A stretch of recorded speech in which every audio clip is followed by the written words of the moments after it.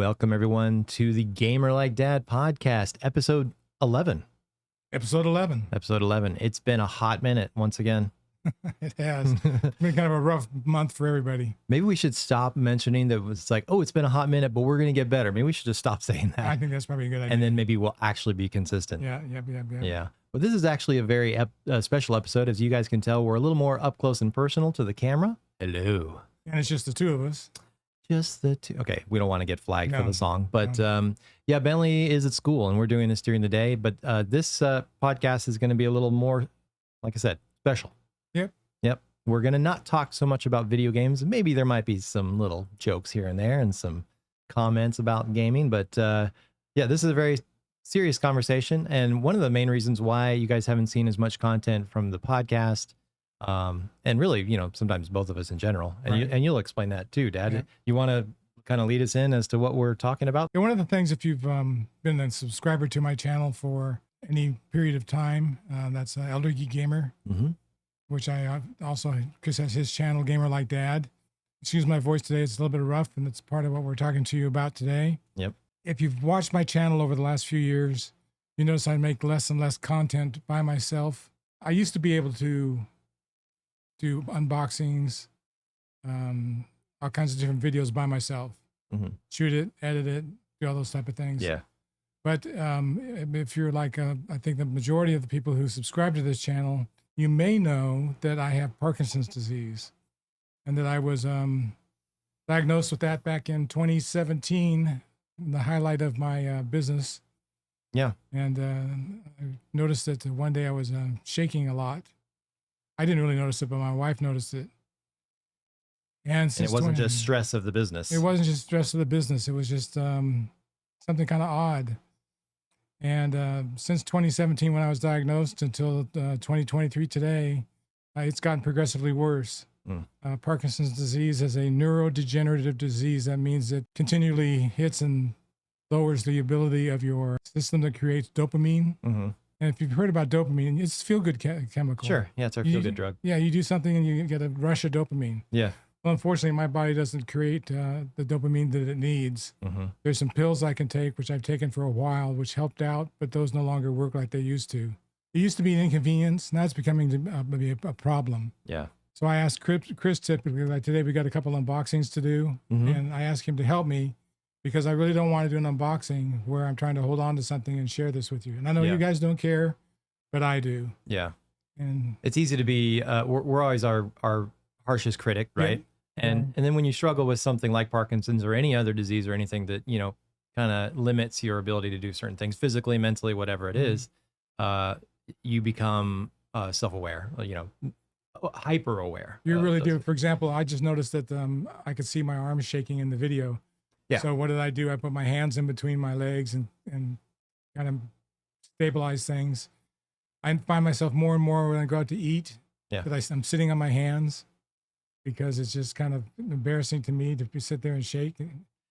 And those little things add up and become exhausting after a while. They become exhausting. They become very stressful. I mean, you really don't realize how exhausting it can be to have a muscle that contracts all day long and you can't control it. And so by the end of the day, you're wiped out because just your arm is continually tremoring. Yeah. And that's something you told me I didn't realize. You know, you think, okay, well, this person has, you know, one of the symptoms of Parkinson's being, you know, the shakes, and there's different forms of that. We'll get into that too. But, you know, you don't think that it exhausts the person. You think that it just is happening. Like it's almost like like that we breathe, you know, that it just is one of those things we don't have to think about. But you don't realize that because it's always tensing your muscle and relaxing, tensing, relaxing, it's like you're exercising all day long. Well, it's funny because that you bring up, it's one of those things you don't think about. Yeah. It really impacts the autonomic nervous system. In other words, all the things that you can do that you don't have to think about, like breathing, like swallowing. All those things are compromised by Parkinson's disease. Yeah. Is there anything that we've missed in the what is? Like, is there anything else that affects? There's some other things that affects, right? It affects symptom-wise. The motor symptoms, which is what most people think of when they think of Parkinson's disease. For example, today I'm having problems talking. I'm stuttering a fair amount, and that's gotten worse over the years. If you notice Michael J. Fox, for example, how he's changed over the years. Right. Who's he's advocate, like he's he's kind of the one who And you notice his the motor, face of the face of Parkinson's. Parkinson's, yeah. And you notice his motor symptoms and the problems he has with dyskinesias, which cause the body to kind of. He has full body motion. He has full body like motion. rolls and that is a direct result of taking the medication that helps us so much. In fact, if you watch a movie that he just made about his journey with Parkinson's disease, it's called Still. It's on Apple TV.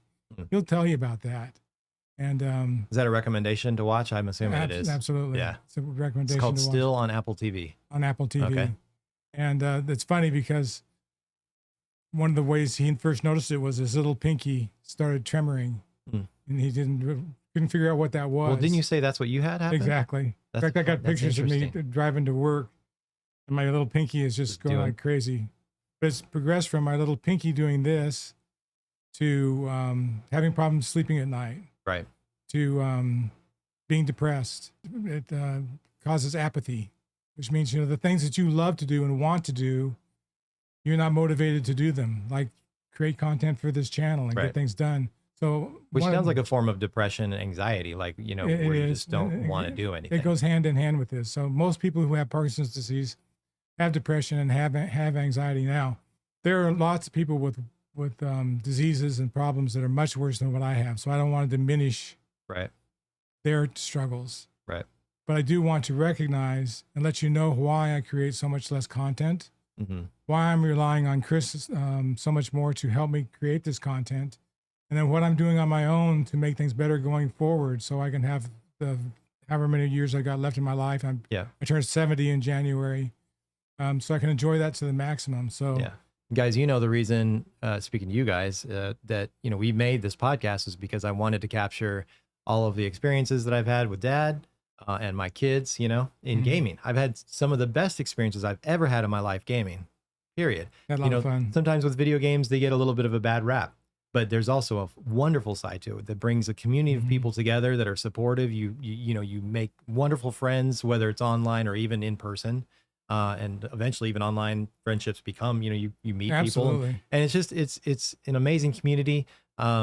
And so this is why I wanted to capture this. And this is why the podcast started, not to be rich making a podcast, but hopefully just recording down these experiences. And this is an important subject. And I'd love for us to do more with Parkinson's down the road. Cause I'm sure there are other gamers that have, those, that struggle with this as well. Obviously people that have all kinds of passions, but in our specific category of gaming, right, they have those similar struggles. So, and it gets bad. It's difficult for me to play games. A simple game with a single button is one thing, but a complex game. I've got my Destiny shirt on today. Oh yeah, repping the shirt. But you've got triggers and bumpers and all these complex things that you have to do that were not a problem 3 years ago. That now that I've lost this muscle control, I'll accidentally throw a grenade. And I don't mean to throw a grenade at you, but it just happens. I honestly don't mean to do it, but the muscle I can't control it that fine. It's too bad we can't go.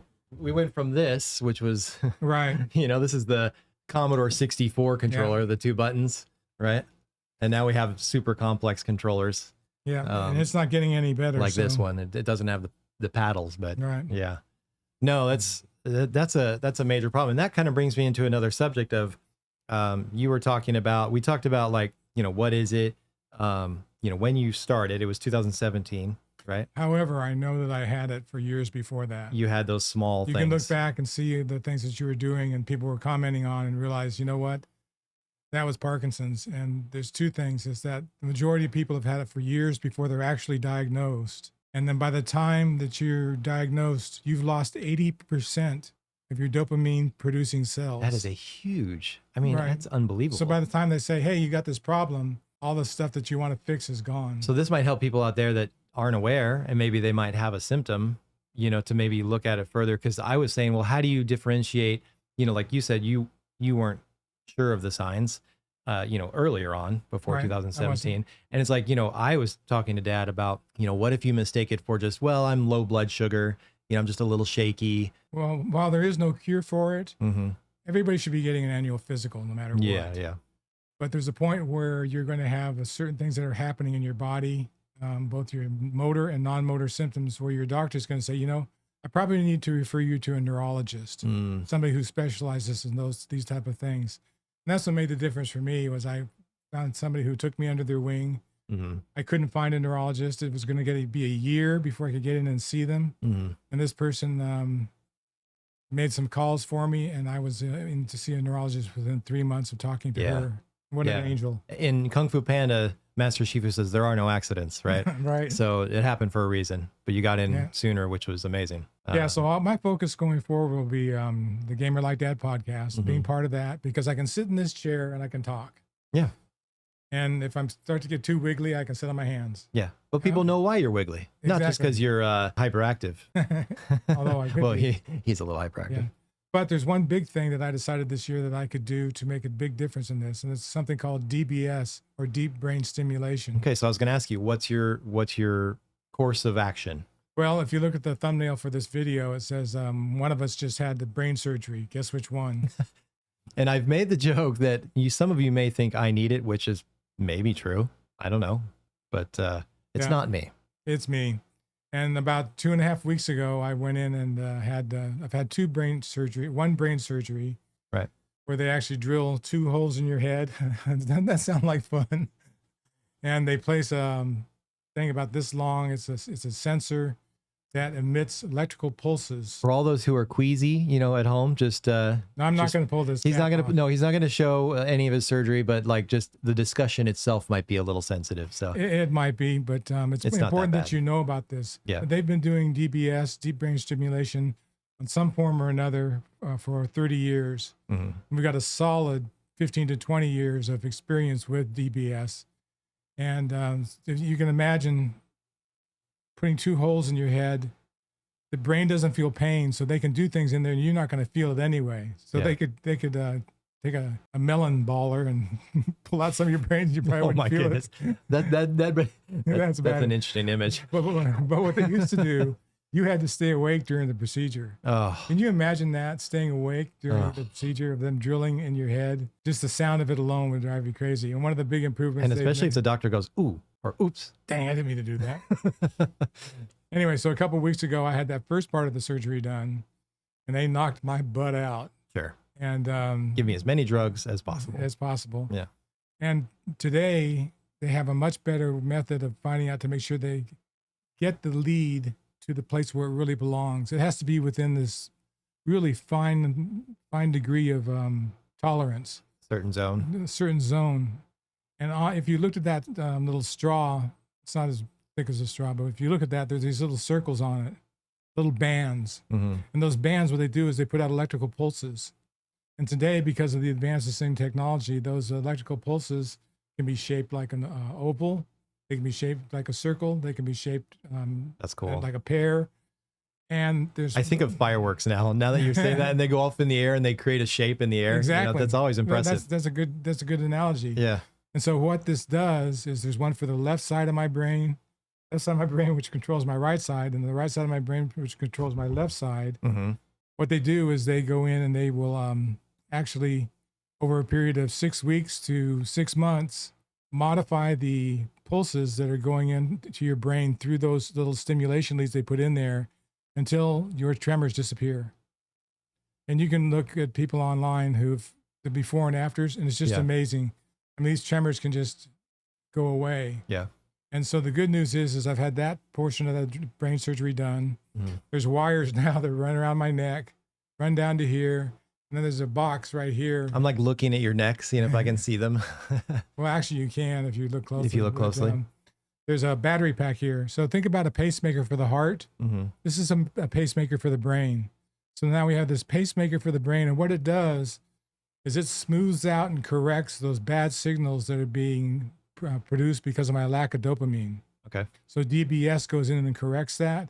And they fine tune it until such a way that they get it under control. Yeah. There's 2 types of tremor. There's this is interesting. And for those maybe who are just listening, you can go to our video section of the podcast on YouTube, but he's going to show maybe a little demonstration. Yeah, there's resting tremor, okay, which means I'm sitting here doing nothing and my hand is tremoring. My left hand has the resting tremor.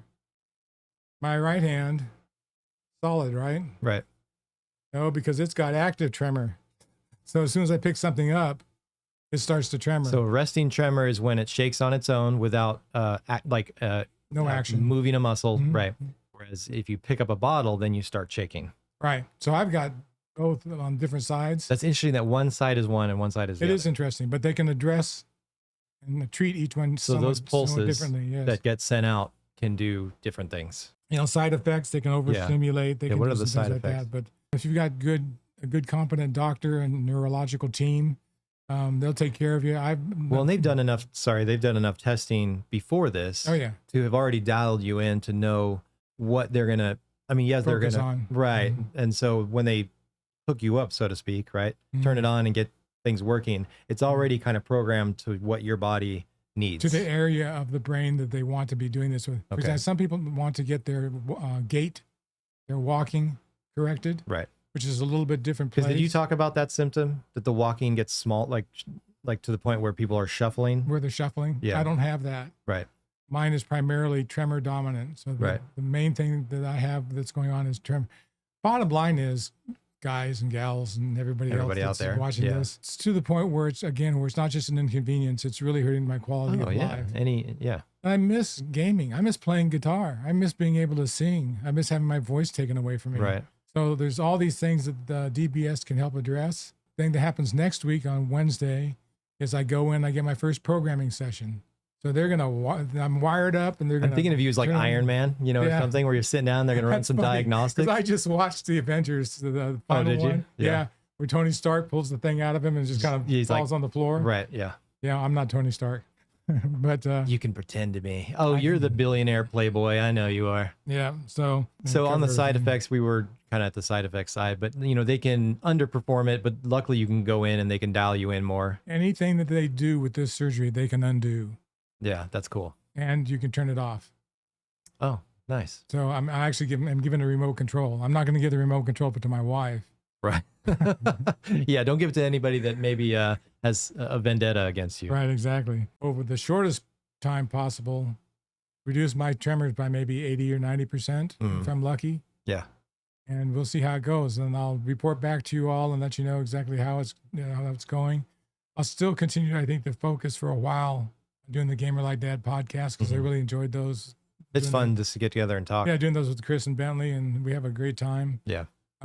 But at some point in time, I'll actually start doing some of my own unboxings and those type of things. That'll be awesome. I don't want to be sitting on my hands. I don't want to feel bad about having Parkinson's because I shouldn't. If you go to Elder Geek Gamer on YouTube, he has a room tour, and you've been working on the second room tour, which is a big project for forever. But because his room has changed a lot. But I was telling him that he should do a shorts content on his side of the channel where he can just run a short on every little thing that's in his room. And there's just so much content there, but that takes a lot of work to set up, and shoot little things. And it's just been so hard to get that video done. Yeah. From a motivation standpoint, from an energy standpoint. We were talking about apathy, right? And then from an energy standpoint. Energy, yeah. From the ability to hold a camera still. And I've gone through 3 or 4 gimbals trying to find one that will do what I need. Right. And the problem is I'm right-handed. What type of tremor is this? Yeah. This is an active tremor. So as soon as I pick that stupid thing up, it's fighting against me. So basically you have to become left-handed. No. This isn't like a what is it? Not Father of the Bride. Princess Bride. A Princess Bride, something you ought to know. I am not left-handed either. I made a joke to Dad that Xbox and PlayStation and Nintendo, you guys out there, in the ways of accessibility, I think they should make a controller that the doctors can hook up, and you can adjust your settings. You never know. Of your electrical currents in your body with an Xbox or a PlayStation or Switch They could controller. at least help us design the next controller that. I got to be honest with you, the Xbox. Talking about accessibility. The Pro controllers. Yeah. I'm able to do things. For example, one of the bumper or the trigger, I can say, when does that action of pulling that trigger in actually start? Right. And I can start it later in the pull. There's 3 settings, right? Well, there's one with 3 settings, but you can also do an infinite setting. Oh, okay. So you can say, as soon as pulling this trigger back to here, then it starts to click in, which helps compensate for the fact that some of my fingers are throwing in a grenade when they're not supposed to throw a grenade. Yeah. Okay. Oh, I've been hit by his grenades many times. No, I'm sure they have people developing for people in different areas, with different physical, limitations, challenges. And I wonder if Parkinson's is in their radar, as far as how do you, It would be nice if it was. I'd like to find that out. because they have the accessibility controller. Yeah, but I've looked at that. I wouldn't even know how I'd begin to use that or Right. utilize it. So Right. you want to have usage case scenarios. Right. You want to find That's a little too far removed from a typical controller. Yeah, but they built a tool. Okay, now how do I deploy that tool in a way that's going to make it easy for me? And how important is video gaming in the world of things that's in our lives? It's not that important. Well, let me back him up on that. You guys are listening to a gaming channel. Like, if anybody comes on here and is listening, is like, yeah, video games aren't that important. Well, I'm not down talking you, but this is his passion. So think about it in your world. Whatever passion you have, and you have something that limits you from doing that passion, it's important. And so in our realm, gaming was important. You want to hear something else that bites? I always sit on the right-hand side of the love seat with my wife, who's on the left-hand side. Yeah. When I go to hold hands with her. Oh, of course. It's like holding hands with a fish. So, it's not wet though, right? No, unless I lick it first. But, my wonderful wife, Susan, and all my family and people that have just been very supportive of me to help me through this, to get me to this point where I'm finally getting the surgery that I need. And it's going to be very interesting to see what we're able to do with this. If you know of somebody who has Parkinson's disease, please share this with them. One thing we didn't talk about is there's another thing that anybody can do to improve their life with Parkinson's disease, and that is high intensity exercise. Okay. This is one of the few known things that will slow down the progression. Like HIIT training. Yeah, like HIIT training. It'll slow down the progression of Parkinson's disease. So what do you do? I do heavy bag boxing. And you have a group that you're part of, right? I talk about that a little bit. Rock steady boxing here. Yeah. And so for me, it's really important to do that. It's really like it is the same as taking your medicine. You need to take your medicines, and you also need to work out. And you need to make it high intensity workouts. It's almost like they've told us that exercise is good for our body, no matter what stage or what situation we're in. So, and one of the things I forgot to mention earlier, one of the reasons that you choose to do DBS, when you first start on carbidopa levodopa, which is the... Whoa, that's a big word. Spell that. Say that 5 times fast. No. When you start on that, one of the treatments they give you, it actually replaces the dopamine that's missing in your system. Okay. And so you go from being like this to being like this, a lot less. Yeah. But the problem is as each year ticks past, it becomes less and less effective. Right. And then you use more and more of the carbidopa levodopa. And when you use more and more of that, you have the tendency to have the problems that are similar to what Michael J. Fox has. Michael J. Fox. That's a direct result of using a lot of carbidopa levodopa. Well, not too long, maybe about 45 minutes before we sat down and started recording this, you had taken your medicine, and you had a pretty rough morning, Had a rough night, and so you were shaking a lot with your left arm. You took your pill, and then within 20 minutes, No, about 30? an hour and a half. Oh, it was an hour and a half. Oh, okay. Time flies. We were driving around having fun. You know how the boys do. But they were almost gone. Yeah. But you say that it doesn't last as long anymore. No, it doesn't. That's one of the tests they do. They do some tests to make sure that you're a good candidate for DBS. So they're not going to prescribe it to somebody who's not going to be a good candidate. Right. If you have dementia, or you think you're starting to walk down that path which people in their 70s and 80s have, Sure. you're not a good candidate for it because it can make that worse. What? Yeah. Do they have a list? They probably have a list, right? They do have a things list that you can't. of things that they need to look at. Is the medicine still working for you? In the sense that, maybe not lasting as long, and you may have to take it more often. But if it's still working for you, then when you put that DBS unit in and turn it on, it should take over the job of the carbidopa levodopa, and now suddenly that becomes the thing that keeps things going. And you never turn it off. You don't need to turn it off. Yeah. This battery in here is going to last 15 years. That's longer than probably what EV batteries are doing right now. Really, no joke. Did we talk about recovery time? From the surgery? Yeah. Like and also just through the years, I know you mentioned that, people who have had it for 15, 20 years are still just perfectly They're fine. still doing fine. Yeah. And You can also get a non-rechargeable battery, but you have to Okay. replace it every 4 to 5 Yeah, I was years. gonna say 5 years. I don't want to be opened up every 4 to 5 years to have a new battery put in. Right, right. So this one allows me to just, I put a little thing around my neck that holds the puck, a recharging puck. Oh, really? It's induction, like charging your iPhone. Is it scented and can you warm it in the microwave? Both. Oh, nice. So it's like therapy. Yeah, exactly. And you're charging yourself. Anyway, this is a lot of information to throw at y'all. I hope I haven't bored you to death. Oh, no. I just want to let you know why my content is on the down low, what I'm doing about it with helping, having my family help me do things that I used to be able to do by myself. Mm-hmm. And then taking the step forward with this surgery. Yeah. And doing the medical things I need to do. And then as soon as I get that all set, get back in the gym, start working my butt off. Because that's the next big thing I can do. Quality of life. And for those who also out there, who maybe are, passionate about video games and, want to hit us up, or anybody out there that have questions, you can contact us, here at Gamer Like Dad, on YouTube, or also Elder Geek Gamer. You can do eldergeekgamer@gmail.com if you just want to. Just do Gmail. Email me. Yeah.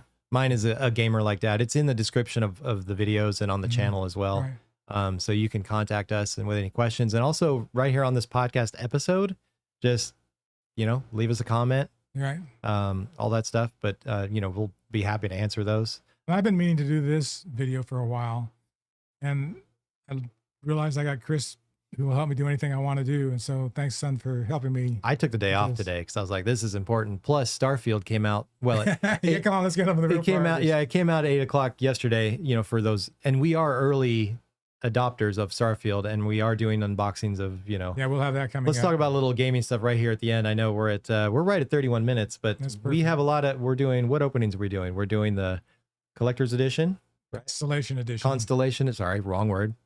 And then for we've Starfield. got the new Spider-Man 2 controller. For PS5. Yep. That's exciting. But yeah, we each have a Constellation edition. Very spoiled. Only child right here. Just letting you guys know. Yeah, I still buy something and I'll buy a copy for Chris. What's funny is I'll even say, Dad will call me. He's like, did you happen to pick up, so-and-so item? And I'm like, oh, no, I completely forgot it was coming out today. And he's like, oh, that's why I ordered 2. Every time. Dad's got my back for sure. Yeah. But thanks for doing the interview, Dad. Well, Did you have anything else you wanted to add, or? I'm sure I've forgotten several things, but that's why you can just reach out to me and say how you doing, or I have a question. Yep. Again, if you know of anybody in your family, a loved one who has Parkinson's disease, and if they're sitting at home doing nothing, please find a loving way to get over there and kick them in the butt and get them to the gym, get them working out, and get them the solutions they need to make their quality of life better. For those who are on Medicare, this is an expensive procedure. It's in the $30,000 range. Okay, I didn't ask that. Yeah, what's the price of this and procedure? Medicare covers it. Oh, wow. Fully? Yeah. Wow. Not even 1%. Yeah. Well, I mean, it was approved probably like 5 years ago or so. Oh, that's fantastic. Yeah. So that's, not everybody's fortunate to have Medicare. I do. Right. So it's very helpful. So anyway, thanks for watching today. Yeah. Thanks, guys. I hope you learned something today, and again, help you understand kind of my situation a little bit more and why the content is not as much as I want to be, but no apologies. I may never get back to where I was, but I tell you, the people that have signed up to my channel, and I'm still under 1,000 subs. But let me tell you, the 580 some odd people that I have that are sub to my channel. I think you have 6 something now, actually. I maybe do. Yeah. They're awesome. Yeah. I've got some great Yeah, people. go subscribe to Elder Geek Gamer. He does some great opening content, some great comparisons of some things. It's how I became a collector. This is what we talk about on the podcast. We talk about buying things, we talk about playing things, and that's And as the James gist. Bond would say, there's only one way to make his martini. Shaken, not stirred. Shaken, not nice. Is that your go-to phrase for that? Okay, and on that note, guys, thanks so much for joining us. We'll see you in the next video.